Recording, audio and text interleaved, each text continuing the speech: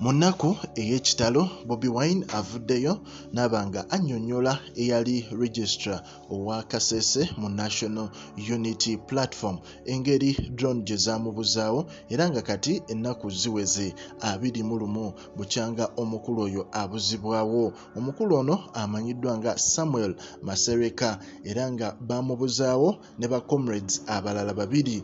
Drone yamuwamba naye muganda wange teri amanyi wa gye bamutwala, naye ng'ate okusinziira ku Bobi Wine agamba waliwo sources ezimu ezavaayo ne bagamba nti omukulu ono bamutwala embuya mu Tokya Chamber ezimu ne bagezaako okubanga eyo gye bamukuumidde. Ate ffenna tumanyi ebibeera mu Tokya Chamber, bakutwala eyo ne bakugyamu enjala ne bakukwisaamu zihuuku zonna mu mugongo era oluusi abamu oba tofiiriddeeyo ovaayo nga oliko obulemu. So mu mbeera eyo Bobi Wine yavuddeyo n'abanga agezaako okunoonya omukulu oyo bagezeeko okulaba nga bamufuna naye nga wa Bambi tebasobodde kubanga bamufuna era bamunoonyeza mu buli kifo olw'ensonga nti zino Tokya Chamber tebasobola kukkiriza tuukayo.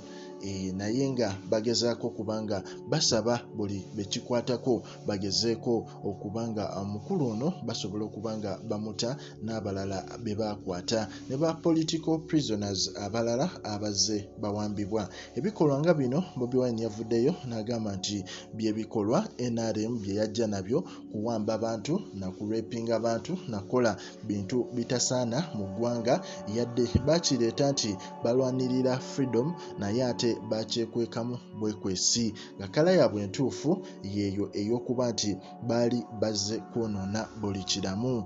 Naye omukulu oyo ffe tulinze tulabe wa gy'anaabanga azuulibwa okusinziira ku bagezaako omunoonya balooya n'ab'eŋŋanda ze.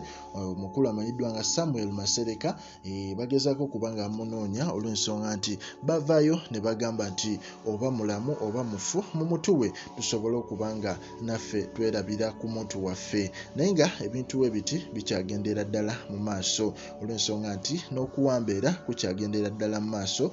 Waliwo abamu ku be baawamba era nga babadde sayidi zaawali mu Busoga region, abamu aba National Unity Platform be bawambye babadde sayidi zaawo Bugembe. Bikyagendera ddala mu maaso naye nga essaawa yonna osanga bannayuganda banekuba mu mitima ne bagamba nti ekimala kimala. Naye nga ffe ku Pregen Media tuba tukuwa updates eziba zigenda mu maaso mu ggwanga lyattu Uganda. Likinga, commentinga era osubscribinge.